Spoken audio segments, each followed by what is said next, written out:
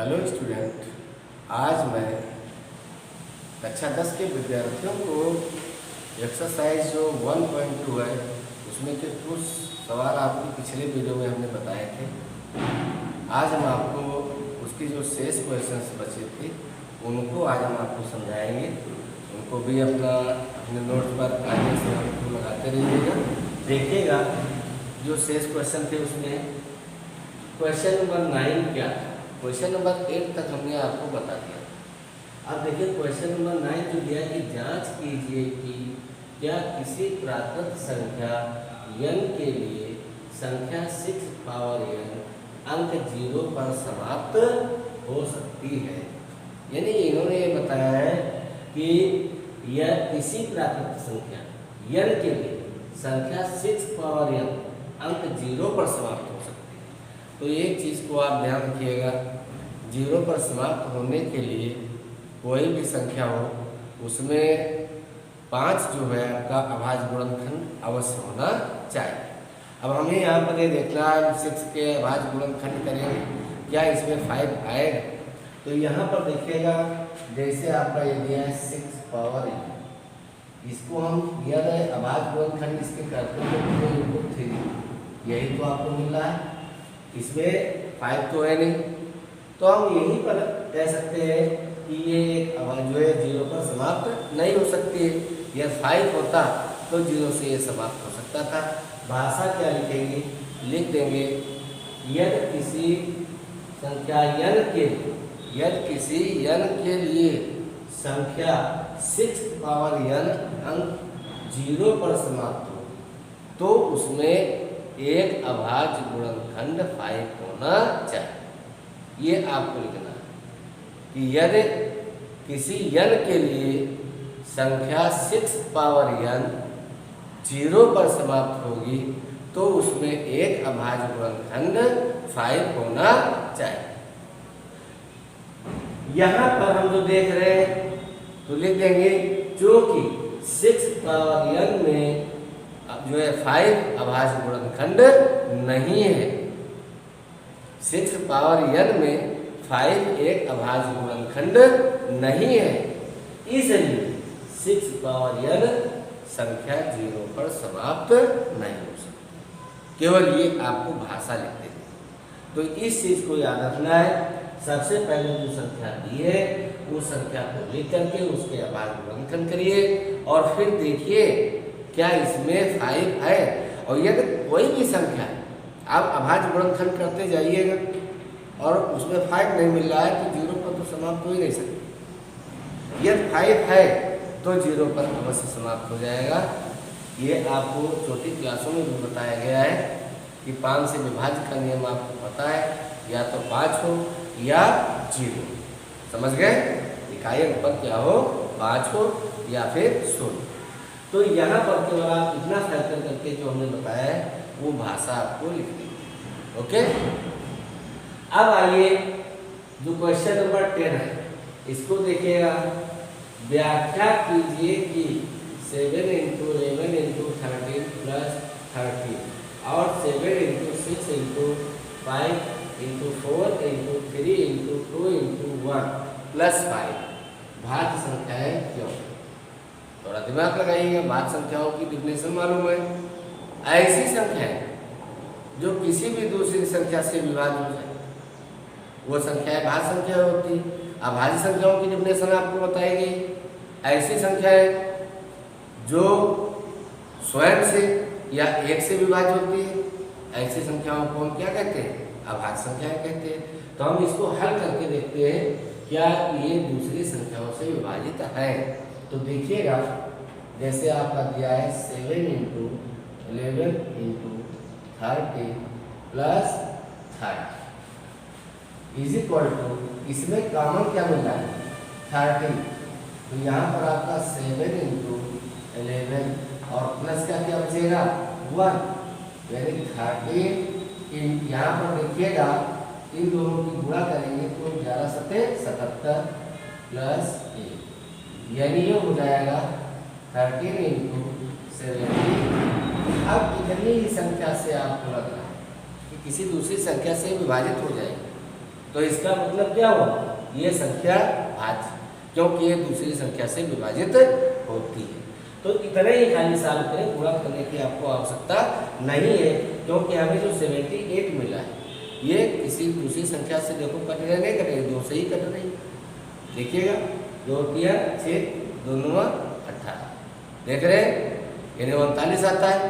तो 39 भी तो किसी से कटेगी, 3 से काटिए, 3 दूनी 6, 3 4 18, कट रहा नहीं, कट रहा, 6 से भी कट रहा है। तो ये इस तरीके की संख्याओं को हमको ध्यान देना है कि ये किसी दूसरी संख्या से कट रही या नहीं कट रही। तो यहाँ पर सबसे पहले आप देखिए ये जो संख्या दी है, तो यहाँ मल्टीप्लाई ना करें, क्योंकि मल्टीप्लाई करेंगे बहुत लंबे में जाएंगे, काम आपका वही है। तो हम ये देख रहे हैं यहाँ कॉमन मिल रहा है, तो हम कॉमन ले लेते हैं। कॉमन लेने के बाद इसकी गुणा करके और इसमें ऐड कर देते हैं हम, फिर देखते हैं जो संख्या, ये तो आपकी अभाज्य संख्या हो गई, ये कटेगी नहीं, लेकिन इसकी जो दूसरी संख्या साथ में लगी है वो आपकी भाज्य। इसका मतलब ये संख्या क्या होगी, भाज्य होगी। सेम ऐसे ही देखिएगा जो इसी का दूसरा पार्ट दिया है, 7 × 6 × 5 × 4 × 3 × 2 × 1 और प्लस क्या दिया देखो 5। तो यहाँ पर भी आप देखिएगा जैसा कार्य हमने वहाँ किया था वैसे करें। 5 यहाँ पर देखो कॉमन मिल रहा है, नहीं मिल रहा है, तो 5 कॉमन ले लो। अब यहाँ देखो क्या बच रहा है, 7 × 6 × 4 × 3 × 2 × 1 + 1। ओके, अब इसका मल्टीप्लाई कर लो, 7 × 6 42, फिर देखिएगा 4 × 12, 12 × 24, 24 प्लस, अब देखिए यहाँ पर 42 और 24 की मल्टीप्लाई करेंगे, 4 × 8, 4 × 16, 2 × 4, 2 × 8। देखिएगा इसका मल्टीप्लाई कर लेंगे, यहाँ 8 6 4 10 और 8 9 10। अब इसमें देखिएगा 1 को हम जोड़ेंगे तो प्लस क्या करना है 1, यहाँ देखिए 8 9 0 0 1। अब देखिए यहाँ पर जो आपकी संख्या आई है 5 × देखिएगा 1 0 0 9।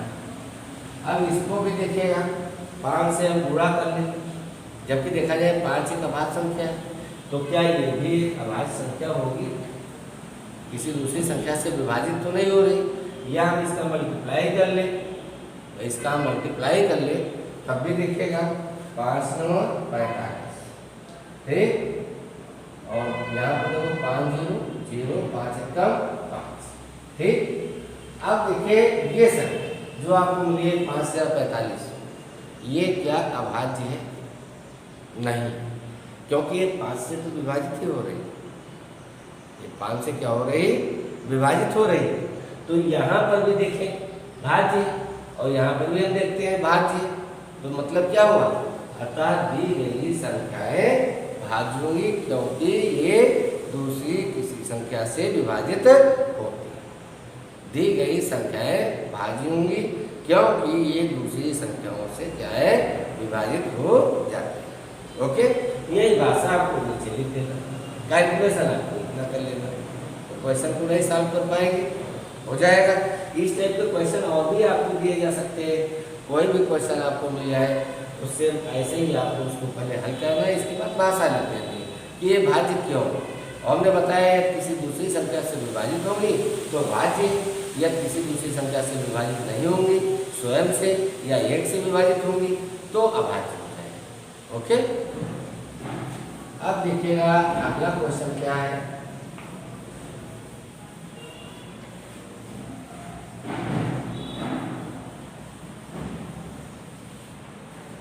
अगला क्वेश्चन दिया है, किसी खेल के मैदान के चारों एक वृत्ताकार पथ, इस मैदान का एक चक्कर लगाने में सोनिया को 18 मिनट लगते हैं, जबकि इसी मैदान का एक चक्कर लगाने में रवि को 12 मिनट लगते हैं। ये दो व्यक्ति, सोनिया और रवि।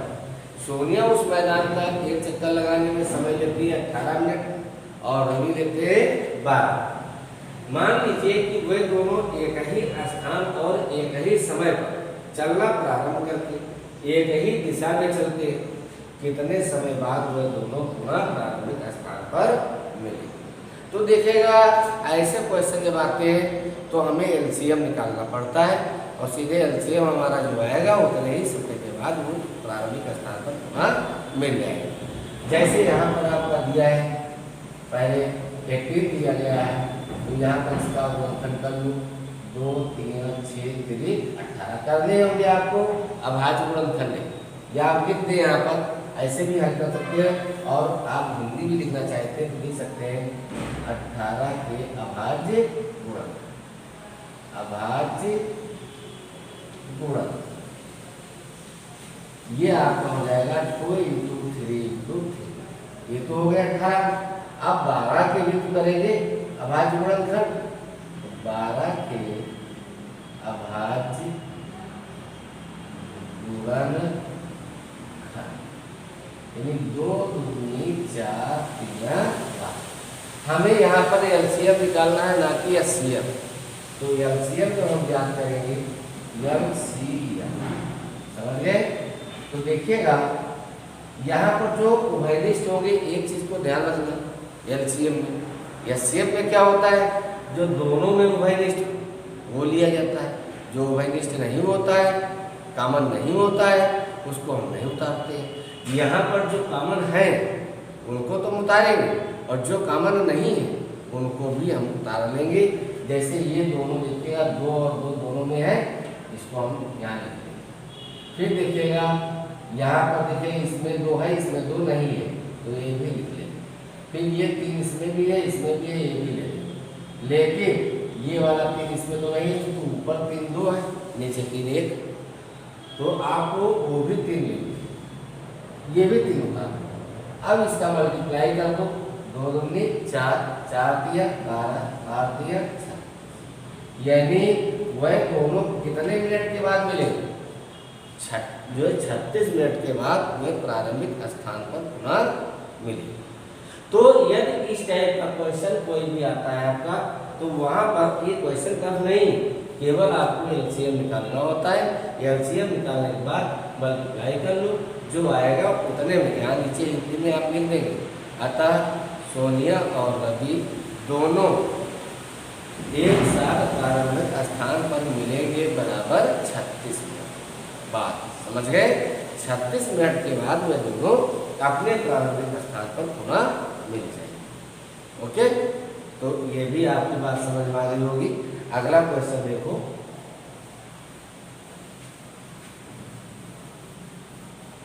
देखिएगा जो क्वेश्चन आपका दिया है, ये वाला क्वेश्चन देखो। नीचे दी गई आकृति में x तथा y के मान ज्ञात कीजिए। x और 2 डिब्बे देखो यहाँ से जोड़े गए 3 × 195, फिर इसे 195 से जोड़ दिया गया है 3 और y से जोड़ दिया 7 161 और 161 से जोड़ दिया गया 7 और z। अब हमें मान निकालना है किसका, x तथा y। तो हमें चाहे x y z सभी के मान निकालना हो, सारे मान हम निकाल सकते हैं, लेकिन यहाँ पर x और y के मान पूछे, हम केवल x y के मान भी ज्ञात कर सकते हैं, लेकिन हम आपको तीनों मान बताएंगे कैसे ज्ञात करते हैं। जैसे यहाँ पर हमको z दिया है और z का मान यहाँ पर नहीं पूछा गया है, लेकिन फिर भी मैं आपको बताऊंगा कि z का मान कैसे निकालते हैं। तो देखिए अब यहाँ की सीरीज लेते हैं, ये 161 से देखो निकालेंगे, एक 7 और एक कितना है z। तो यहाँ पर आप लिख लें 7 × z इज इक्वल टू 161, इसका मल्टीप्लाई ही तो इसके बराबर, ये याद रखना है। और z का मान जैसे निकालना है तो 161/7, 7 × 14 और 16, 7 × 21, z की वैल्यू क्या आ गई 20। ओके, अब देखिएगा हमें मान निकालना है y का, तो हमने बताया था इससे ये दोनों जोड़े गए तो इन दोनों का क्या करना होगा, मल्टीप्लाई कर देना होगा। तो y = आपका क्या हो जाएगा 7 × 161, ये गुणा कर दो, 7 × 7, 7 × 6 42, 7 × 7 = 4 11। y का मान निकलना है। क्या कठिन है? ऐसे देखिएगा, आपसे x का मान भी पूछा गया है, तो x का मान ज्ञात करने के लिए लिखिएगा x इज इक्वल टू 3 और 195 का आप मल्टीप्लाई करते हैं, 3 इंटू 195 यानी 3 बचे 15, 3 9 27 से 28, 3 1 का 3 2 5, यदि 5 2 हासिल आपका था। तो देखिए नीचे आप लिख देंगे कि x का मान बराबर 585 और y का मान बराबर कितना आया था 1127। z का यहाँ नहीं पूछा गया इसलिए हम नहीं लिखेंगे, z का पूछा होता तो हम z का मान भी लिख देते। तो यदि आपको इस प्रकार की सीरीज मिलती है, ऐसी सीरीज मिल जाती है, तो ये याद रखना कि इसका मान ज्ञात करना। जैसे यहाँ पर z का निकालना था तो इन दोनों का गुणा करके और जिससे ये दोनों जुड़े थे उसके बराबर, ठीक।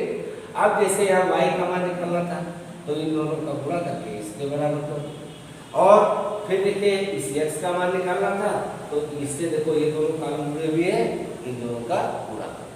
तो इस टाइप के भी क्वेश्चन जो आपके हैं बहुत इजी है। और एक्सरसाइज जो हमने 1.2 आपको बता रहे थे, इसमें 2 क्वेश्चन और बचे हैं जिनको मैं सॉल्व करके नहीं बताऊंगा, अपने आप लगाइएगा। एक क्वेश्चन आपका जो दिया है इस टाइप का दिया है, भाज्य क्यों है, और दूसरा क्वेश्चन आपका इस शाखे में दिया है, शाखा जैसे हमने बनाया है इस टाइप का दिया है।